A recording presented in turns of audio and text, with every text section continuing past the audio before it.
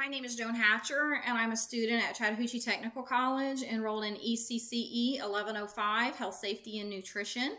And today's date is July 10th of 2026.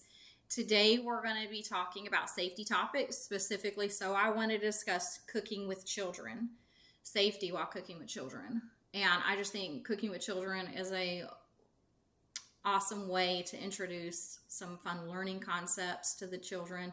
Like, for instance, when we're following recipes and measuring, we're introducing math concepts to the children. And then also while we're working together with our peers and our teachers and also taking turns and waiting for our turn, we are learning about social emotional concepts. And that's just a good way to introduce these concepts to young children. So we'll go ahead and get started with our safety procedures that we want to talk about. The first one I want to discuss is cleanliness, proper hand washing techniques, and keeping our cooktop surfaces and our work surfaces clean and sanitized during our cooking project. And in Chapter 18, Section 8.6, teaching children about food safety in the textbook Health, Safety, and Nutrition for the Young Child by Lynn Moretz. The text states that all children and adults should wash hands before preparing food and also after handling raw meat, seafood, or eggs. So important for the cleanliness.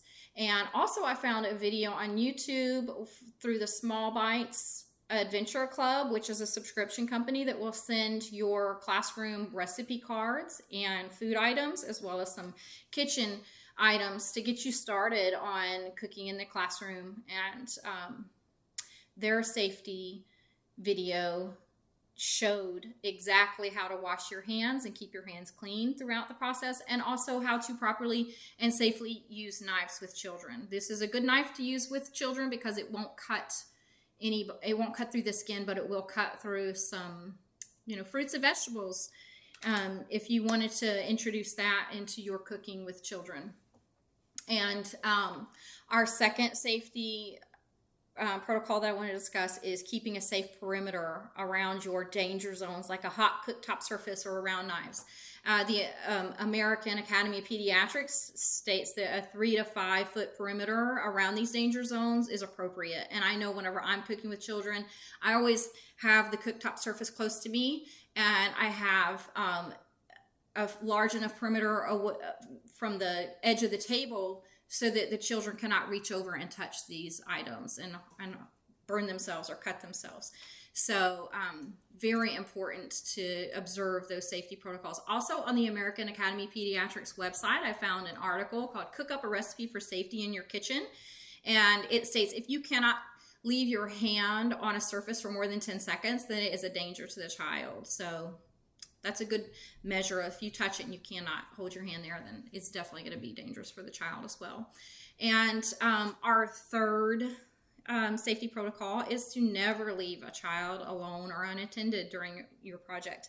And in the textbook Health, Safety, and Nutrition for the Young Child by Lynn Moretz, in Chapter 8, Section 8.2c, called Active Supervision, the text states never leave children unattended. If a teacher must leave an area or activity,